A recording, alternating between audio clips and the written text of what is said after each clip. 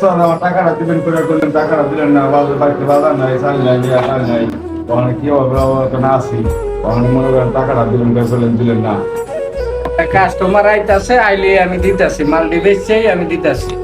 কি মাল আছে ব্যস্ত, টাকা দিব, টাকা দিব, 4,000 3 লাখ টাকা।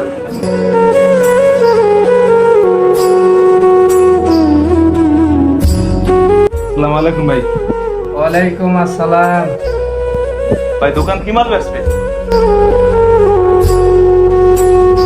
এই যে দোকানে দেন যা আছে। ভাই দোকান কি মাল খেয়ে নি নাকি আর কিছু আছে? দোকান দেখো খালি দেওয়া যাইতেছে। যা আছে এই দেখে নাও।